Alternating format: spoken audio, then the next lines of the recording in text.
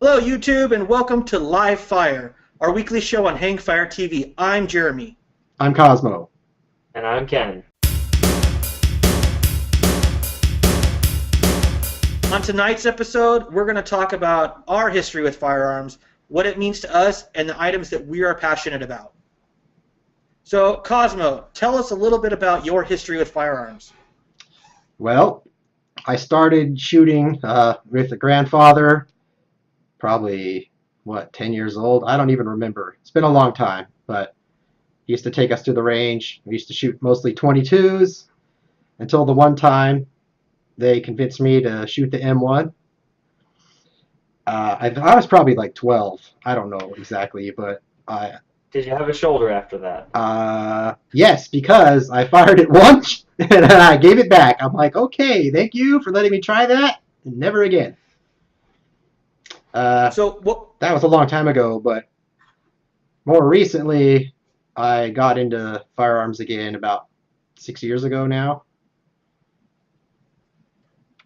So what was one of your first memories of shooting that sticks out in your mind? That was it, actually. Okay. So what is your favorite gun and why? And it doesn't have to be necessarily anything that you currently own. That would be my 300 Blackout AR pistol, 8.5-inch barrel, built as an AR pistol, which was a tremendous amount of fun to shoot.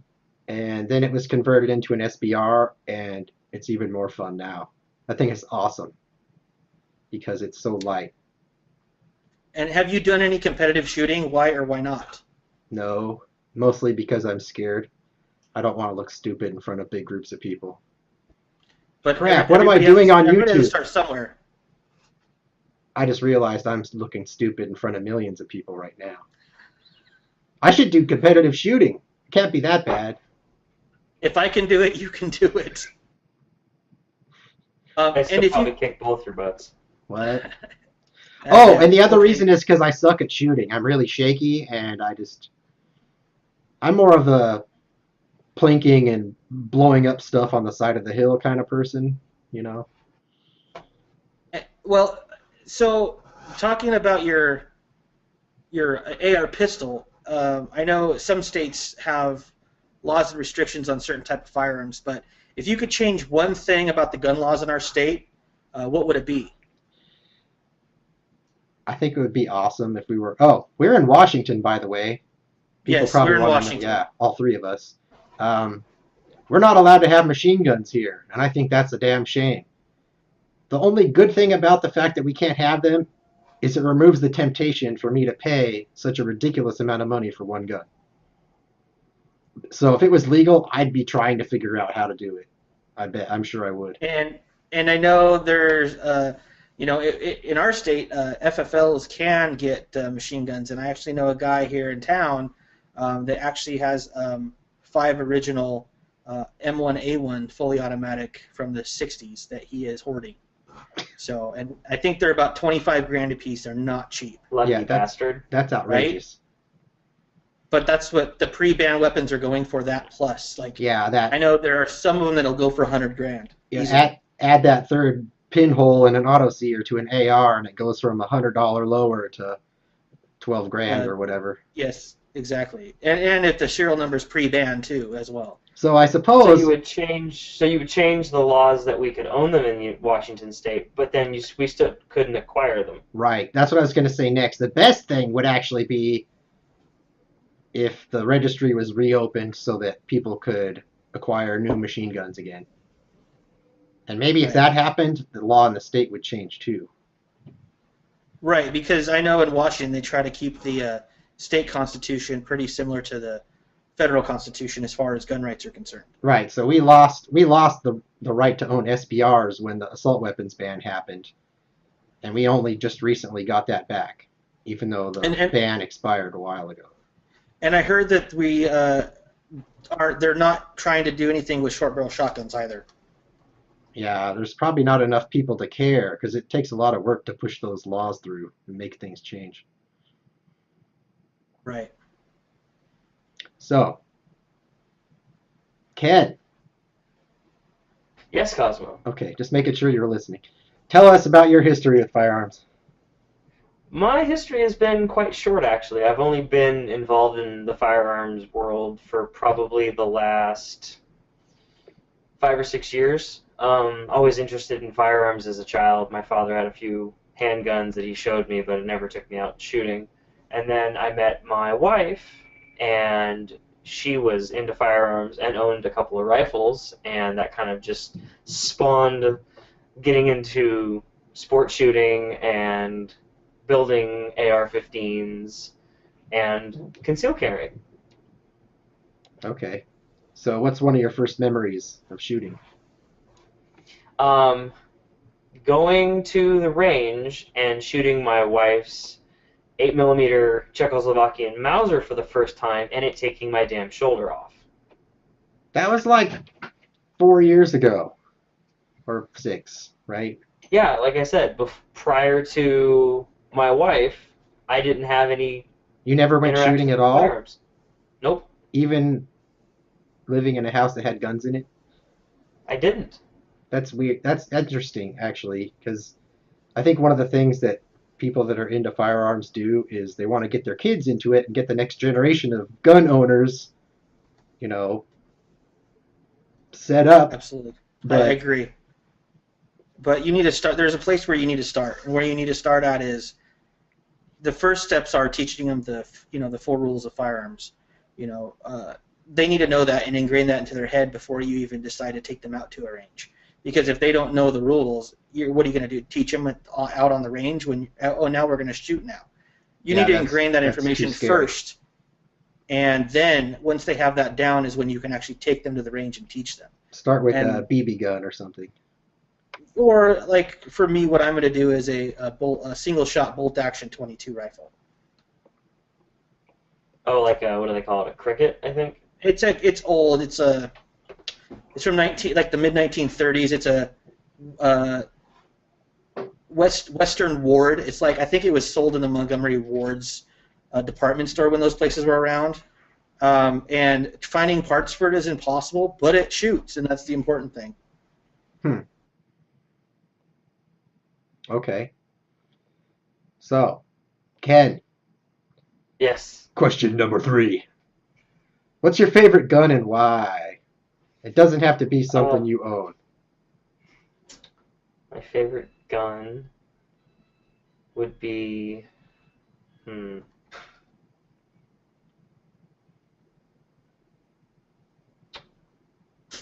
your AR-10. Really? Yes, That your thing is 308 fun. AR. We need to go shoot That is that again. that thing is Every time awesome. you hit a piece of steel with that, it's like, woo! It Yeah. feels like you just punch somebody in the face. It's pretty exhilarating. Yeah, a 223 just can't get that done. No, it cannot. That and So, it's the ballistics and the power, as we're already saying, is just so much more there that I feel like I could reach out a lot further than we normally shoot yeah, and well, actually hit something. a lot further than we even can really shoot around here because there's not very much long range shooting spots around this area.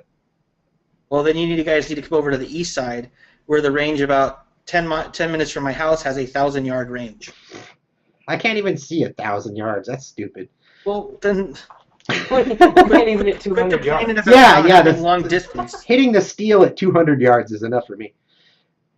So the only problem is, that gun packs a nice punch and it's fun, but it weighs like 11 or 12 pounds. I Yeah, don't I even like, sure wouldn't want to haul it around and yeah, shoot it, but I don't for even, bench rest or prone shooting, it is a blast, is yeah, literally, pun because intended. that muzzle brake is an asshole, actually. Uh, I don't even like carrying it from the car to the shooting bench. It's so heavy, but But that's one of the things that makes it inherently accurate is the weight. It absorbs so much recoil. Helps your follow-up shots because of the yeah. I Yeah, agree. if you just put a really nice high-end piece of glass on top of that thing, it could be a lot more fun.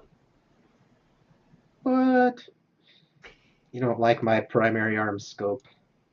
No, I like your primary arm scope. I'm talking something that's got like a 25 to 30 power zoom, Where Reach we out and could touch go somebody. to Washington and actually reach out and touch 1,000 yards with it. Try to shoot And something I in think I Idaho could from reload here. a round that could reach that. Okay. So, have you done any competitive shooting? Unless you count competing with you guys at the gravel pit, no. Yeah, that's the same answer as me. The extent of that is, hey, I bet you can't hit that thing way the hell up there on the hill. Oh yeah? And then turns out none of us can. Yeah. Right? Okay. I don't know. So I've wanted to try it. Having the gear and the ammo and the range at the same time has not happened yet. see, for me, it's getting over that initial shock of just going and trying it. Like, I think I would have to go and watch one. Don't shake your head at me. I'd have to go and watch once before I did it just to see what's going on, and I to see think the how it works. adrenaline rush would be a lot to handle.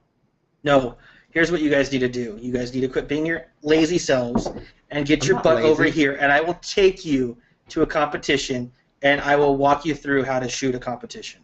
And maybe Cosmo, maybe we could just do cowboy action. It's a lot slower. Targets are a lot closer. I do like revolvers lately. So there you go. Let's not get into that. He's gonna start doing the tricks where he starts twirling his guns. All Wild West action and crap. That breaks one of the cardinal rules. Yeah, dude. I understand that, but there's the cowboy action guys do that crap. Oh yeah, but they do it with dummy or unloaded weapons. You hope. Yeah, that's true. Well, I'd hope so, yeah. All right, Ken. Yeah, you can only hope. Well, actually, scratch that, because if they're single action only, if they don't cock the hammer, It won't fire. even if it's loaded. This is true, and still most of gotta those keep are your old finger single off the- action armies. Keep your damn finger off the trigger anyway. So, if you could change one thing about the laws in our state, what would it be? Well, the one that I would pick for our state, you've already stated, would be the fully automatic restrictions Yeehaw! and also suppressor restrictions. I think it's ridiculous that I can't put a sound suppressor on the end of my handgun or rifle to be a lot better on my hearing. Hold that suppressor thing, because we're going to get Wait into a that here in a minute. few minutes. You weren't done with that sentence, right? No, I wasn't. Okay, that's what I thought. But I mean, that would be on the state level. On the federal level, I would like to see a U.S. concealed carry law. I hate the fact that I don't feel comfortable traveling south of Washington because I can't carry my firearm because I don't have another weapons license for concealed carry for another state. The laws in Oregon, if you don't have a CPL, are absolutely ridiculous. Yeah. Like, you can't even carry a magazine with bullets in it. Now, we're free to open It's carry fucked. without a permit in Washington State, but theirs is ridiculous. I thought Oregon and Washington had reciprocity. Nope. They do not. Nope, nope, nope. You can't go south, you can go east. Go to Yeah. Montana and Idaho. Yeah, Well, so good thing I didn't go to Oregon. the problem with Oregon is there is no state preemption unless you have a CPL. So all the cities make their own rules. Mhm. Like, just having It's bullets like in a going- magazine it's like is going to illegal. Seattle in Washington. I can keep a pocket knife in my pocket in my hometown, but if I drive to walk into Seattle and I'm caught with a knife in my pocket, I could go to jail. No, fixed blade knives are illegal in Seattle. Oh, okay. I apologize. I thought it was any knife. But still, that is kind of outrageous. Like, a kitchen knife is a fixed blade knife, so yeah. So does that So mean that everybody means- that lives in the city of Seattle that has fixed blade knives for their kitchen are therefore illegal? To carry. Yeah, I don't think you could carry them in But what if you public. had to carry them from your car to your house after you bought them? Maybe it's if you carry it concealed, or I don't know. That's one of those laws that probably just gets interpreted the way they want it to when it's convenient. However, the prosecutor decides to interpret it and then try to charge So, somebody. okay, Which is dangerous. so wait a second, Ken. You said we can't have suppressors in Washington, but we can. No. I apologize. The law is that I have to pay a $200 tax stamp to Right. own one. But that's federal. And they're trying to fix that. And Jeremy was going to talk about that, actually. I will get into that during my Q&A session. Okay, fine. Apparently we know the answer to his last question. But wait, there's more, because I'm actually going to go deeper into it. This guy thinks he's special now. Thinks he knows something. I know. Internet is my friend. Okay, so that's all the questions I have for Ken. Well, Jeremy, tell us a little about your history with firearms if you think you're so smart. Well, since I'm so smart, let's not get into who's smarter here, shall we? I'm not That's because you know you'll lose. Whatever. So here's the thing. Me and Cosmo are brothers. Okay. Oh, damn it! Let's just get that out. Why'd you have to tell them? So I know, right? So related. Not like they. Can really you tell? They look do exactly kinda the same. alike. Anyways, so we both have the same grandfather that used to take us to the range when we visit him in the summertime. Started us off with 22s. He got both of us started shooting handguns. I think he had his 1911 45 ACP that we shot a couple times, and then his M1 Garand. I remember that thing. That thing is, I still have a bruise from that. I remember he had me shoot it at 9 years old, and Ooh. Yeah, so that was probably the same time that. But you. Yeah, it was bench rested though, so I didn't have to hold it up. But still, that thing was pretty powerful. And if I had the opportunity. So, but you're 3 years younger than me. You shot 3.5, yeah. You shot it more than once. Did I? I don't remember. You did. I'm like. Okay. So that I probably liked it. That's why. That just proves who's smarter. I'm pretty sure. So, and then it was the M1 Garand, and if I had the opportunity, I'd actually buy one because I really liked that weapon. It was a great gun, and So the weapon that you liked the most, Cosmo hated as a child? Yeah. Yeah, but I was like 12. They actually have now. They have the Springfield M1A, comes in OD green. Awesome. Every time I see one, but it's like $1,600, so it's not very far up my list. Well, that's not too much for a good rifle, but no, it's gorgeous. I totally want one. It's just shelling out the money for it. Yeah, it's hard. It's a hard pill to swallow all at once. It's easier to spend $2,000 on a rifle when you buy it bits and pieces and put it together than it is to drop a big fat check on one weapon complete. Yeah, that's why I like building ARs so much, because I can buy them $200 at a time. Yep, agree. It's like Legos for adults. So what was one of your most fondest memories as a child? You know, and this is going to go into one of the next questions, but when I was 14 or 15, I went to a sanctioned competition with my grandfather and my dad, and that was the first time that I actually shot a handgun in a competition setting, and I think it was like 14 or 15. What kind of competition was it? I don't remember exactly. I know there were different stages. There was one with bowling pins you had to knock down, and the other one was called a lumberjack competition. They had a 4x4 post vertically, and there was teams of 4, and you had to shoot it, and whoever knocked down that post first won. And I shot in that competition as well. That sounds like a big waste of ammo. Exactly. Yeah, lead expenditure. I was gonna say, but yeah. Yeah, yeah, it was a waste of ammo, but hey, it was fun. That's crazy. Very cool. So out of all the weapons you've shot and ones that you've seen and read about, what's your favorite weapon? Well, I kind of have. I kind of like the Barrett 50 cal. Which one? The big one. I can't remember the number. The big one, yeah. The one that they use. Yeah. The anti-armor one that they have that the military uses. There was an episode of Top Shot where I think it was season 2 or 3 where they had to do a 1 mile target, and there was a couple guys that were sniper instructors, and they were able to do it in one shot. And I'm just like, with the 50 cal, the exploding target from a mile away. Yeah, cold bore 1 mile away, single shot. I was like, that gun is amazing, and I've always wanted one, but again, they're very expensive, especially that one. I don't remember exactly what model that is. If I remember correctly, I think it was the M108A, which that's what I was just going to say. It's about a $14,000 rifle with the optic from Barrett. Yeah. By the way, speaking of that weapon, like $5 did you know that they now offer it suppressed? What is that going to knock Interesting. it down by 10 decibels or something? Because Actually, the suppressor is the diameter of a soda can, 18 inches long, and drops it by almost 30 decibels. wow, that's pretty It impressive. probably weighs Most 5 pounds or 10. And it weighs 5 pounds. And after 5 shots, it's hotter than the skillet on my stove. they could cook bacon on it. You probably could, yeah. You just wrap it, That'd be shoot it- awesome. wrap it Some- around there.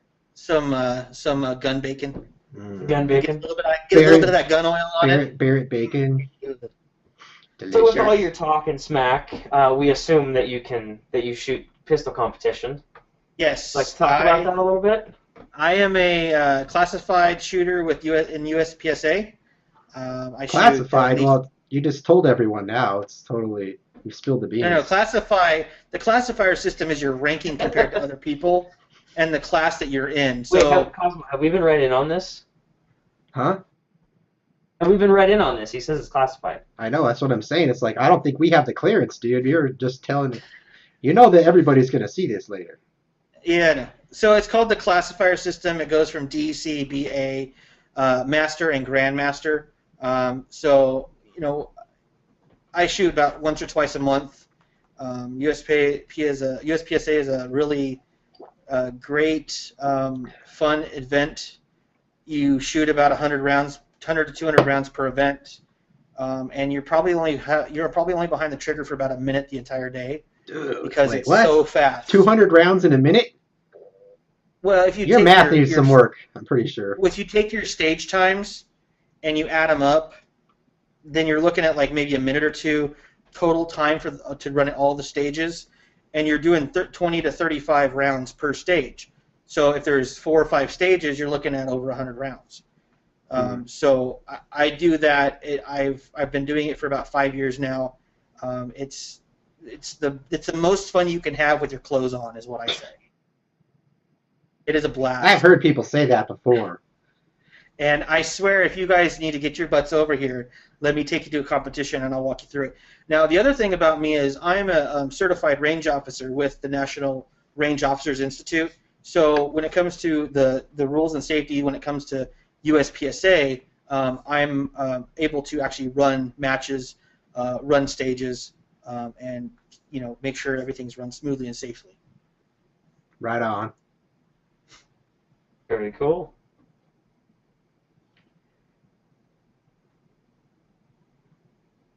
So, the laws. You said you had something to say.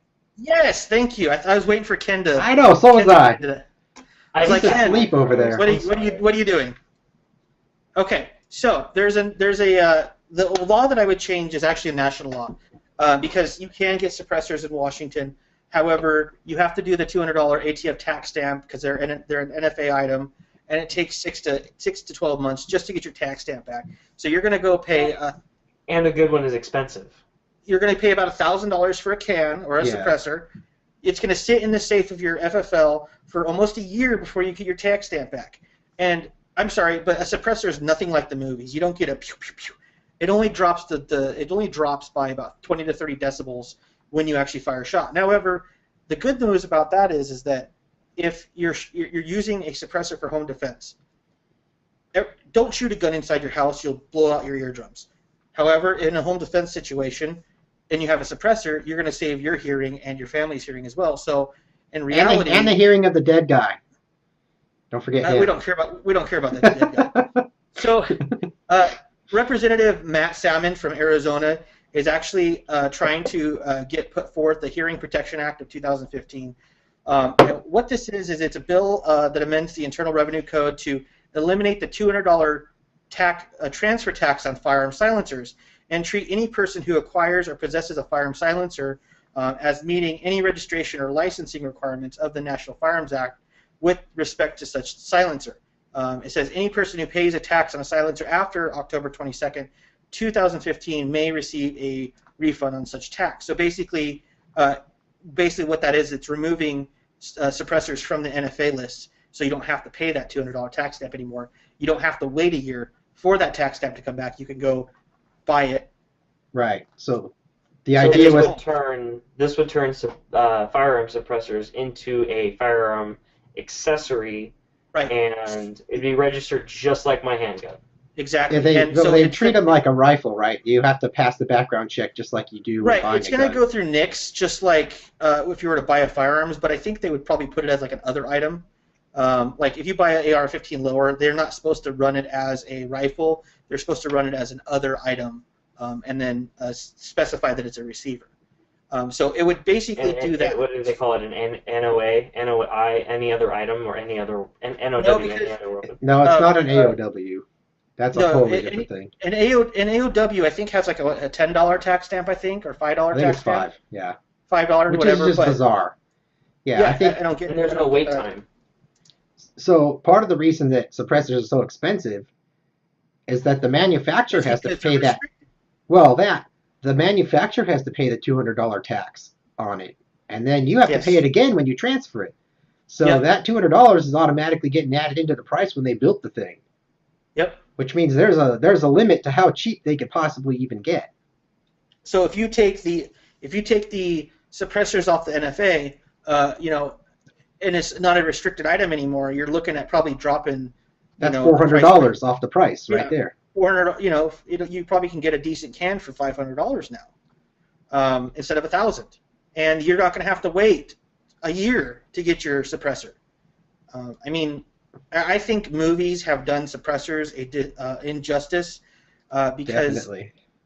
the suppressors in movies, they They make don't- it sound like, oh, this thing is going to be silent. And you can go walk up to Assassinate someone and, people and no one can hear it. Yeah. Exactly. That's not even the case. Go watch YouTube videos on suppressed versus unsuppressed, and you'll be surprised that unsuppressed items or suppressed items are still pretty damn loud, but Yeah. they're not going to be loud enough to kill your hearing. It's only quiet enough to not damage your ears. That's the entire point. They're Right. They're firearm As the mufflers. Shoots. They still recommend you wearing hearing protection. Absolutely. so if So it's people not like didn't you're just going there and shooting all suppressed weapons with no hearing protection. if people didn't call them silencers, that entire problem might not even exist. Well, If we called them that goes mufflers into like the what they topic- really are, That goes into the topic of an AR-15 is an assault weapon. oh God, let's save that for another day. That could be a half an hour by itself. Yeah, we can get into why it's called an AR, and we could go on to about the evilness of black rifles. So evil. And it's because It's a disease. anyways. The black rifle disease. I Just think we all stay have away. that. We've all built and have ARs, and yeah, we all have that issue. I actually think I like building them more than I like owning them. And that's Can- a possibility. can you believe that? And that's fine, but I think I'm not saying it's normal. So I think a lot of yours are safe queens. Actually, Do you own a firearm, Cosmo, that Oh, has never had a shit. round put through it? no. Wait. No. By me or by anybody? By you. Yes. But it's not. I have 2 that I haven't shot yet. And I have a 3rd one coming. It's not because I don't want to shoot them. It's just because I bought them recently and I haven't been shooting since. I do not like buying guns just to collect them, and to have some fancy special edition thing in a box sitting in my safe that's never going to be fired. I think that's stupid and it's a waste to me. I buy stuff that I want to actually shoot. That's why I buy it in the first place. I don't really consider myself a collector. So And each to their own. We're not knocking collectors. That is a you're all very good crazy hobby. if you're no. I've seen those guys that have like the hundreds of thousands of dollars worth of 1911s, and I'm jealous, but I just don't see that for myself. I have a coworker that has a beautiful $3,500 1911 that he has never carried. He's shot it several times, but has never carried it. Well, does he carry anything? But I mean, no. We're talking like it goes to the range in a box and comes away from the range in a box, and Well, it's only that's how had most that of my once. guns are, really. Right? I really only You have carry more guns one. than anybody could shoot in a day. That's part of the Try. problem too, is I have to decide, what I feel like carrying around with me, and how much I feel like cleaning when I get home, And I've learned that I can't take Who 8 cleans their guns or 10 guns? guns to the range with me at once. It's just not feasible. I'm sorry, but the way I look at it is, I don't want to own a handgun that I wouldn't want to just throw on my hip and go out on the day. So if I'm going to get a 1911, which I plan on, it's not going to be some fancy, beautiful, expensive grips, nickel plated. It's going to be a weapon, a tool. Right. But still fun to shoot if I want to go out into the range and shoot through a couple hundred rounds. That pistol I was talking about has less than 100 rounds on it, and it's like 9 years old. Well, here's the caveat to that one, Ken, is that I have my purpose-built competition pistol. I will never carry that out on the streets. It goes to and from the range in a box. And here's why. And let me tell you why. It's because if I carry that gun on the street and I have to use it in a self-defense situation, guess where that gun goes? It goes with the police for evidence. And then I mount my competition pistol. I see where you're coming from with that, and that would make sense. But you use that weapon. That pistol's probably got several thousand rounds through it, right? Yeah.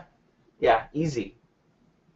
But I won't carry it. That's why I have a carry-only pistol. And that's why you have a Mossberg for your house too. Yeah. Mossberg? Yeah. Oh, my blackout SBR might be my favorite, but that's not probably the thing I'm going to grab if an emergency situation arises, because I don't want it getting taken away. I can go buy another Mossberg 500 for $300 at Big 5 minutes from now if I have to. And that's why I have a Mossberg 88, which you can get for about $150, because if I have to use it and it goes into evidence for a year until the case is dismissed, or longer, I'm only at $150. It's disposable, pretty much. Not $1,000 like my competition pistol. Okay, good point. Ha! Gotcha. Yeah, you got me. You got me on that. See, who's smarter now, look man? At that. The guy that's I got something y'all don't. In the background. I got something y'all don't have. I got a tequila shot delivery guy. Uh-oh. Ooh! I forgot I don't really like tequila. Well, you're going to have some fun tonight. I think we're about out of time, actually. Actually, I think you're right. So, join us next week. We'll have another video up of us talking about different points and what we like about firearms and firearms accessories, firearms laws, stuff like that. So, join us again next week. And we'll make fun of Jeremy some more. No, please don't. And Ken. Thank you, everybody, and have a good night. Bye.